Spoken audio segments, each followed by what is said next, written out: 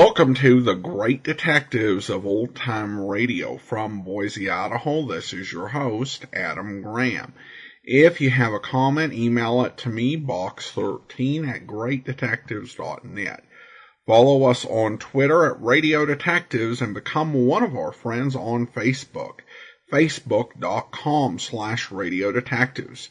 Today's program is brought to you in part by the financial support of our listeners. You can send in a one-time donation with the Zelle app to box13@greatdetectives.net. Thank you to Randy for doing that. And you can also support the show via PayPal, support.greatdetectives.net, via mail to Adam Graham, P.O. Box 15913. That's 15913, Boise, Idaho 83715. And you can also become one of our ongoing Patreon supporters, patreon.greatdetectives.net. Thank you to Jenny for becoming our latest Patreon supporter at the rookie level of $2 or more per month. Again, thank you so much for your support, Jenny. And now it's time for today's episode of Dragnet. The original air date is March the 29th of 1955, and the title is The Big Death.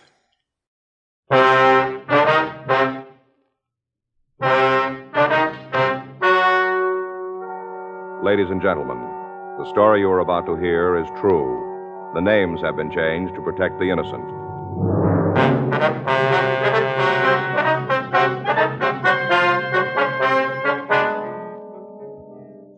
You're a detective sergeant. You're assigned to homicide detail. A man has been shot in a cheap hotel in the downtown area. There's no apparent motive for the attack. No lead to the identity of the assailant. Your job? Find him.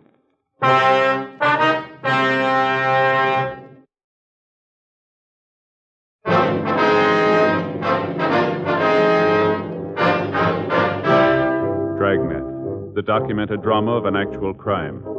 For the next 30 minutes, in cooperation with the Los Angeles Police Department, you will travel step by step on the side of the law through an actual case transcribed from official police files. From beginning to end, from crime to punishment, Dragnet is the story of your police force in action. It was Tuesday, January 11th. It was cold in Los Angeles. We were working the day watch out of homicide detail. My partner's Frank Smith. The boss is Captain Lorman. My name's Friday. I was on my way into the office, and it was 5:26 a.m. when I got to room 42. Homicide. Yeah. We just got the call, Skipper. Mm-hmm. Oh, he's on the way in. That's right. Oh, wait a minute. Yeah, here he is now. Uh-huh. No, I haven't called him yet. Well, I didn't say anything. Okay, we'll keep in touch with him. Right. Bye. What do you got, anything? Yeah, shooting over on 5th. As soon as I check the crime lab, we can roll on it. Mm-hmm. Who's the victim? Guy named Arthur McNeil. WMA, 62 years. Did you say anything? Oh, he ran out. Huh? 6 bullets in his head.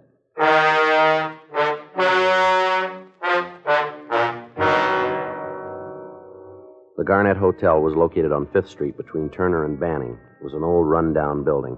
A wooden sign over the entrance advertised rooms, 75 cents per night, weekly rates available. Frank and I climbed one flight of wooden stairs that led to the lobby. By the time we'd gotten there, 2 black and white cars had arrived, and the uniformed officers were attempting to restore some sort of order in the place. We talked with them briefly, and then we met Mr. Ted Brendel, the night clerk who'd placed the original call. I know what's going on, I tell you. No reason for you to try to hide nothing. I ain't mixed up in it. We didn't say you were. What? I say we didn't say you were involved. We just want to find out what happened here. Oh, come on into office. Can't hear a word you're saying. Come on. Come on, talk in the office. Now then, fella can hear yourself talk. Sit down. Thank you. Just throw the clothes on the floor, toss them down, and take a seat. Yes, sir. Yes, sir. Now about the shooting. I was just finishing up, and all of a sudden I hear these noises, like pow, pow. Loud, sharp. Yeah. Wasn't sure what they was at first. A lot of noise around here all the time. People falling out of bed, bottles breaking, stuff like that. Mm-hmm. It was loud enough, though. I figured I ought to take a look, so I went upstairs. Yeah. A couple of other people were out in the halls trying to find out what the hullabaloo was all about. Wasn't anything to let anybody know. Yes, sir. Then I come to Mr. McNeil's room, 319 on the left. Mm-hmm. Door was open, wide. I looked in, there he was. McNeil? Yes, sir, laying right on the floor. Just kind of sprawled around like he was just dropped there. Yeah. I called to him. He yelled. Light wasn't on the room, couldn't see too good, didn't know right off, then I went in. Yes, sir. Dead. Mm-hmm. Called the cops, told them there was a killing, and said for him to come right then. Did you go in the room at all? Well, just to look at Mr. McNeil. As soon as I saw what happened, I turned around, run to the phone, and called the cops. What can you tell us about this McNeil? Oh, not much to say. Quiet, didn't cause no trouble, didn't drink, paid his rent on time. Mm-hmm. Do you have any relatives in town that you know of? Didn't hear him say nothing. Is there anything else you might tell us about him? No, nothing right off. All right, thank you. You going up to see the room now? That's right. Sure don't make much sense. What's that? Why anybody do it? Plain little guy. Nothing about him make him stand out, take any notice. Mm-hmm. Mind his own business. Got along with all the guests. Wasn't anybody paid any attention to him. You got it wrong. What? Somebody did.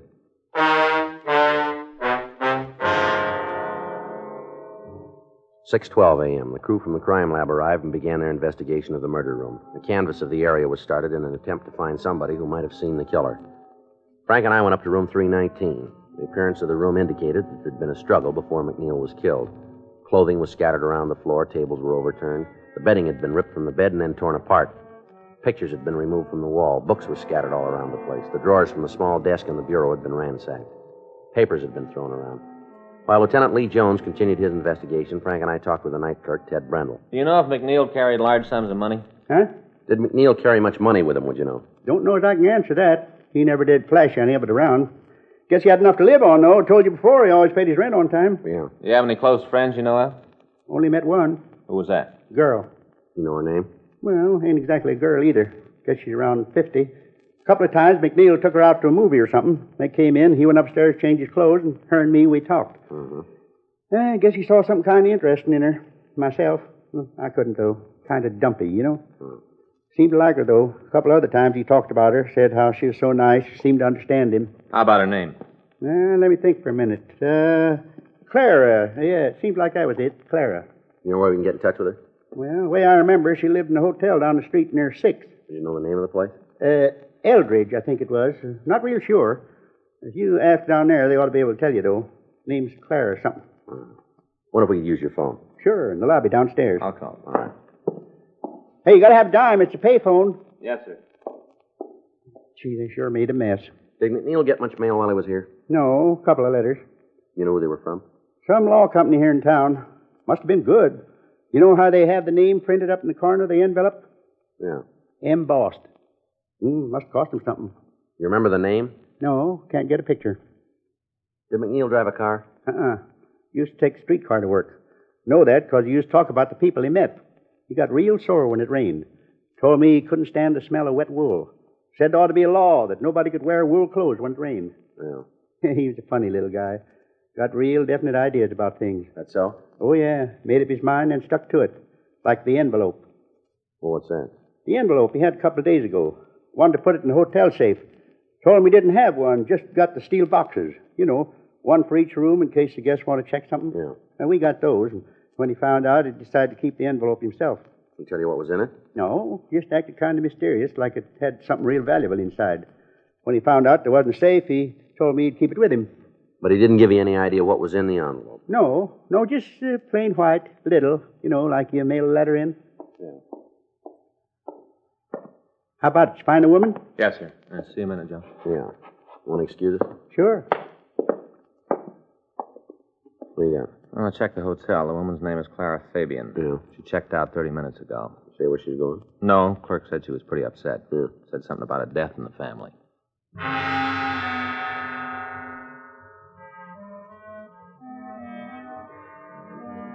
Frank and I went over to the Eldridge Hotel. We talked to the manager, and he told us that the Fabian woman had left hurriedly. We checked her room, but we found nothing to indicate where she might have gone. We called the office and had the name run through R&I. We found she had a record listing several drunk arrests and 2 convictions on bunco charges. Her picture was pulled and shown to Ted Brendel. He identified her as McNeil's friend. From her package, we obtained the name of a sister living in the Los Angeles area. 7:21 a.m., Frank and I drove out to talk to her. At first, she refused to tell us anything, but after questioning, she admitted that she'd heard from Clara Fabian that morning. She'd called to say that she was checking into a hotel on South Spring Street. When we got to the place, the desk clerk told us we'd find her in the coffee shop. I guess that's her. Yeah, matches the description. Yeah. Clara Fabian? Yeah. What do you want? Police officers would like to talk to you. Oh, nothing to do with no cops. This is my partner, Frank Smith. My name's Friday. I told you, I don't want to talk to you. Go away. Afraid we can't do that. Why? Some kind of law? Don't know what you're after, but I ain't going to help you. My fill of guys like you all the time giving me nothing but trouble. I'm clean. Don't owe nobody nothing. Now leave me alone. You know a man named Arthur McNeil? I'm going to get out of here. All right, Miss Fabian. If you don't want to talk here, we'll go downtown. What about McNeil? You know him? Yeah, When'd you see him last? about midnight. Where?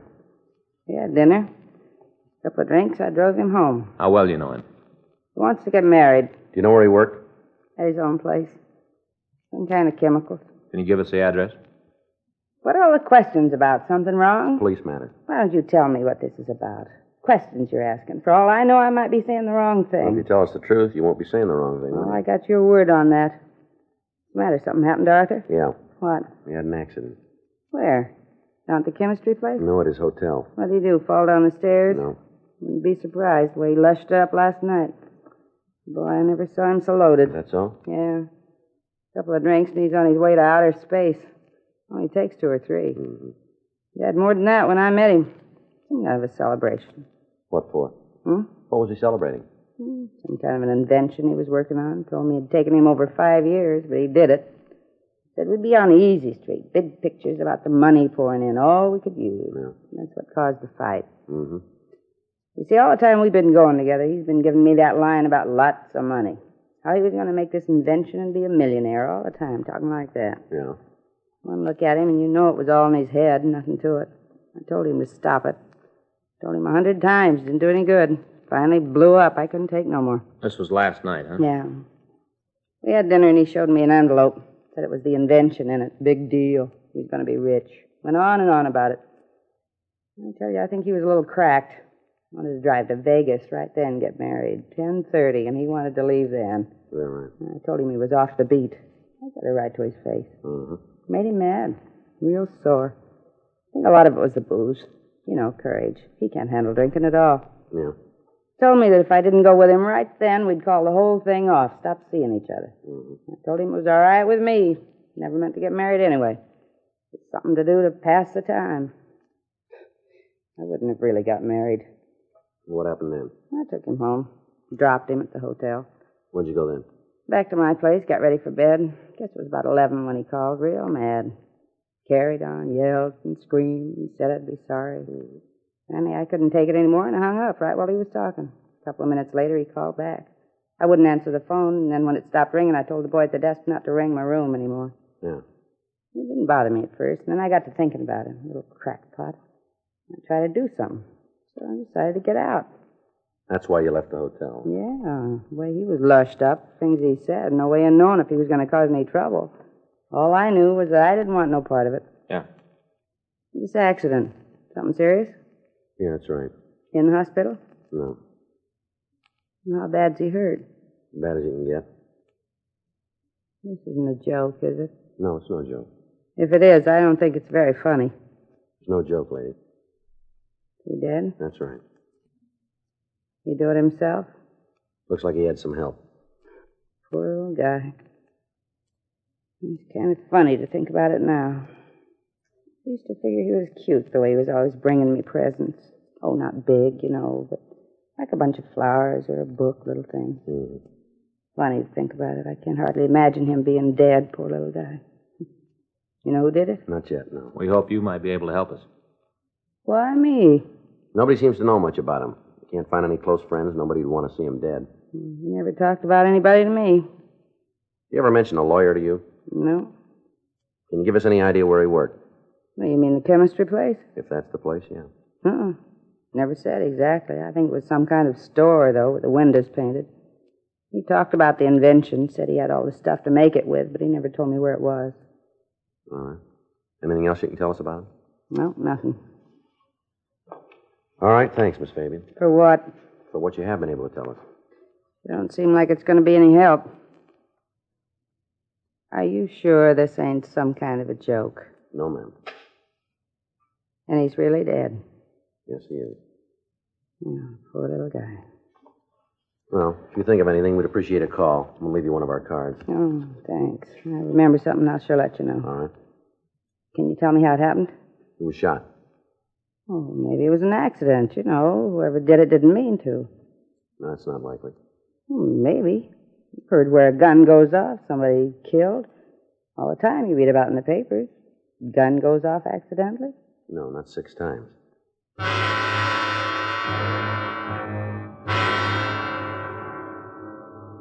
Frank and I went back to the office. We called the crime lab and talked with Lieutenant Lee Jones. He told us that they'd been unable to find anything we could use at the scene of the killing. He said that the victim had been shot with a .38 caliber revolver. In going over the room, his crew had found several items of value. In light of this, there was the possibility that the motive for the killing was not robbery, as we'd thought before. Lieutenant Jones said that the coroner had called, and he'd said that he'd found over $100 in cash on the body of the victim, also a wristwatch and an expensive ring. In one of the pockets of the coat McNeil was wearing, the crew from the crime lab had found an address book. Jones said he was sending it over to us. The canvass of the area had netted us nothing. None of the people in the immediate vicinity had seen anything out of the ordinary at the time of the killing. We contacted the stats office and asked them to make a run on the method of operation. Until we could come up with a motive for the slaying, there was little we could do to apprehend the killer. Additional men had been sent out from the office to interrogate the other people in the hotel. They reported that they'd found nothing to aid us. 10:47 a.m. Well, we're sure building zeros. We sure are. There's not much to go on. Nothing. I got it. Homicide, Friday. Yes, sir. That's right. Well, how'd you hear about it? Yeah. Yes, sir, we would. What's that? All right. As soon as we can get there. Yes, sir. Goodbye. Might have a break, maybe. Man says he's McNeil's lawyer. What's he got? First step. Huh? The reason McNeil was killed.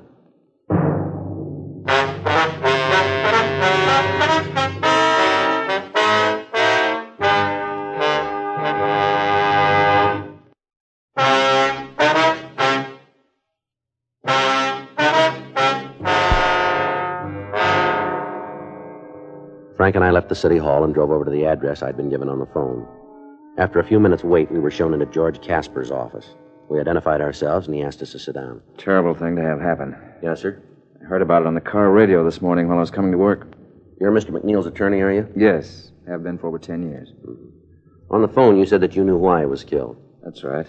I feel a little silly about it now that you're here. It all seems pretty melodramatic. Like, tell us about it? It's McNeil's formula. What, sir? For the past 8 years, McNeil's been working on a new type of explosive for commercial use. I see. It's supposed to have a lot of advantages. Easy to carry, minimizes the danger of accidental firing. The way he painted it, it'd answer a lot of problems in building. Mm-hmm. He called me the day before yesterday. Said it was finished. He'd completed the final laboratory experiments. Yeah. Went on about how it was going to make a fortune for him. Mm-hmm. Had he talked to anyone about it? I'm not sure, but knowing McNeil, I imagine he did. Why do you say that? Yeah, these experiments got to be an obsession with him, about the only thing that mattered.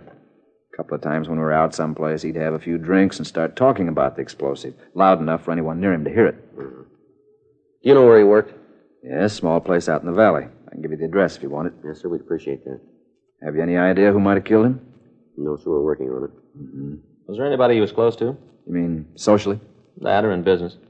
No, can't think of anyone. There was a girl. He spoke several times of marrying her. Sorry, but I can't tell you any more than that. I don't know her name. All right, fine, Mr. Casper. Does he have any relatives here in town? No, he made a will several months ago. Left everything to one of the industrial schools. Not much.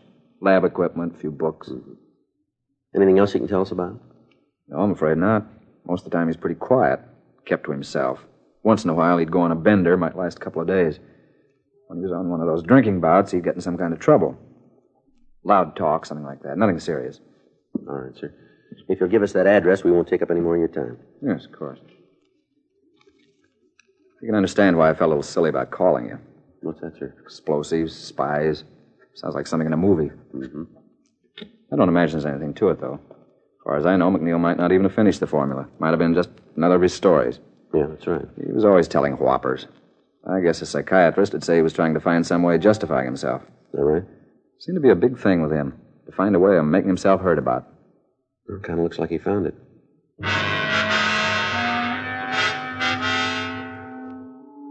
Frank and I went back to the office and met with Captain Lorman. We discussed the possibility of McNeil being killed by somebody who wanted the chemical formula. Because of the potential value of the explosive, federal authorities were notified, and they sent a team of men out to aid in the investigation. The next morning, Wednesday, January 12th, we picked up a list of similar crimes from the stats office. In checking out the victims, we got the same description of the thief from each one of them. They all described him as a white male American, 32 years, 165 pounds. In each case, the thief had followed the victims and attacked them as they entered their homes. The last robbery had taken place 3 weeks before on December 23rd. During the commission of the crime, the victim had been wounded. The bullet had been removed and held at the crime lab as evidence. 8:02 a.m. Frank and I put in a call to Lieutenant Jones. 8:26 a.m. Might be Lee. Yeah. I got it. Homicide Friday. Yeah, Lee. You check him? How about it? Yeah, sure is. Yeah. Now all we got to do is to make it do some good. All right. Thank you, Lee. Bye. What's he got? Well, he checked the bullet from the last robbery against the ones that killed McNeil. Yeah. Same gun. Additional local broadcasts and APBs were gotten out carrying the description of the holdup man. Victims were asked to come to the city hall and recheck the mug books in the hope that they might be able to identify him. A check of McNeil's workshop failed to disclose any evidence that he'd been working on an explosive. A week went by without any new developments. Thursday, January 20th, Frank and I got back to the squad room. Well, sure looked for a while like it was going to go. Yeah, I did. I got it. Homicide Friday. Yeah, Jim. Mm-hmm. When? Might be. Right. Right now. Right. Jim Austin, robbery. They just got back from a call out in Westwood. Yeah. Thief fits our description pretty good. Austin thinks it might be the same guy. They get him? No, something just as good. What do you mean? He dropped a hotel key. Frank and I went over to room 27A and we met with Sergeant Jim Austin. He gave us the details of the robbery. From the way the holdup man operated and the description given by the victim, he was the man we were looking for. In getting away from the scene, he dropped a key to a downtown hotel room. We checked the address in the phone book, and then we left the city hall. It was a small place on South 4th Street. We identified ourselves to the manager and told him why we were there. Yes, it's one of our keys. Can you tell us who has the room? Yes, Ralph Otley. What's this Otley look like? Oh, he's a nice young fella, blonde. Guess he's about 30 years old. How long has he been here? You mean regular? That's right. About 5 months. A couple of times before that for a couple of months. He came back, though. Is he in now? No, I haven't seen him since this morning. Left about 7:30. Does he have a job? Well, he never told me nothing about it. What's he do for a living? Well, I guess you'd say he was kind of a promoter. What do you mean? Well, he goes around trying to line things up, figures some way to make a killing. He hit it pretty good on a deal last year, and he's been living on the money since then, I guess. Mm-hmm. What do you want to talk to him about? Police business. Not in trouble, is he? We better talk to him about that. Well, look, if he's done anything wrong, the hotel didn't know a thing about it. He paid his rent. He didn't cause any trouble here. Now, we didn't have any part in it. Well, don't worry about it. Wonder if we could see his room. You mean go through it? We'd like to take a look at it, yeah. Well, I guess it's all right. You being cops, sure, I'll give you the key. You better come with us. Well, I ain't going to tell him nothing. He comes in while you're upstairs. I won't tell him anything. No, sir, that's not the idea. We'd like you to be in the room when we check it. Oh, well, sure. Okay, let's go. Mm-hmm. You really figure that there's something wrong with this Otley, huh? Well, we're not sure. You know, come to think about it, there could be. Why you say that? Just because, the way he lives, he'd had to make a lot of money to live the way he does. Fellow makes that much. He usually tells everybody how he did it. You know, show how smart he is. Mm-hmm. Well, Otley never says anything, just that he made it, not how. He wouldn't let anybody in on a good thing. Well, maybe he's got a reason. Hmm? It's not such a good thing.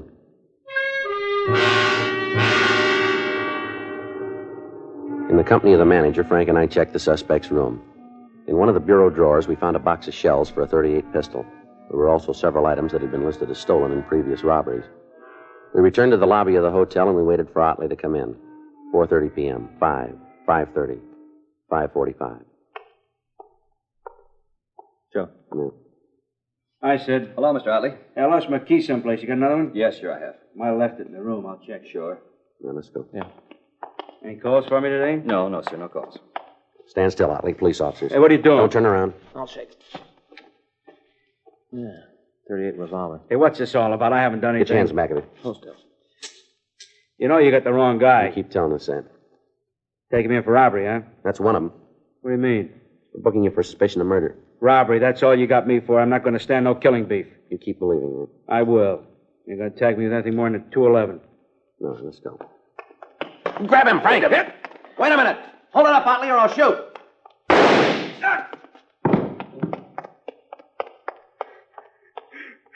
Why did you kill me, cop? Why? You're lucky. That's all you know. I'd have been better off, a lot better. You should have killed me. All right, come on. We'll take you down to George Street Hospital. I didn't mean to shoot the old man. Is that so? Yeah, he wouldn't give me the money. He kept saying he didn't have any. Yeah. I heard him talking about how he was loaded. He could have just given it to me. No trouble if he'd just given me the money. All right, settle down. You're not hurt bad. Well, he started yelling. I had to shoot him. I had to. It wasn't any other way. You should have killed me. That's why I took off, so you'd kill me. I wish you had a...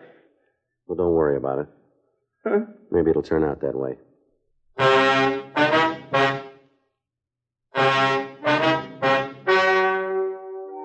The story you've just heard is true. The names were changed to protect the innocent. On May 17th, trial was held in Department 98, Superior Court of the State of California, in and for the County of Los Angeles. In a moment, the results of that trial.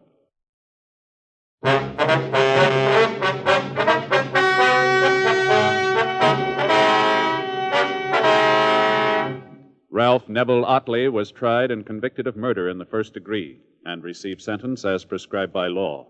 The jury returned a recommendation of mercy, and the suspect was sentenced to life imprisonment at the state penitentiary, San Quentin, California.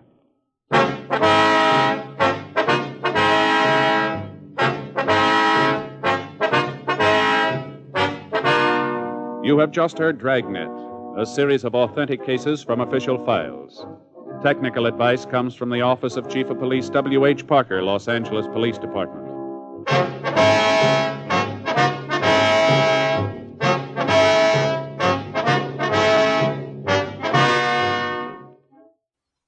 Welcome back. I enjoyed this one. This definitely had a really good whodunit feel to it. You know, some of the Dragnet episodes can veer a bit off the mystery idea, you know, to explore other aspects of police work. But here, it's just a really good, straightforward mystery. You do wonder how the defendant reacted to being given mercy, given his attempt to have Joe Friday kill him. Though maybe when he got into trial, he may have thought better of, you know, not wanting to be executed. Now we turn to listener comments and feedback. Randy writes in with her donation. Hi, Adam. Still enjoying these shows after all these years. Thank you for it and keep up the great work. Well, thank you so much. I appreciate your comment, Randy. And that will actually be all for today. Join us back here as our listener support campaign gets underway tomorrow. And then we'll be back next Monday with another episode of Box 13 and Saturday with an episode of Dragnet. In the meantime, send your comments to Box13 at greatdetectives.net. Follow us on Twitter at Radio Detectives and become one of our friends on Facebook, facebook.com/Radio Detectives. From Boise, Idaho, this is your host, Adam Graham, signing off.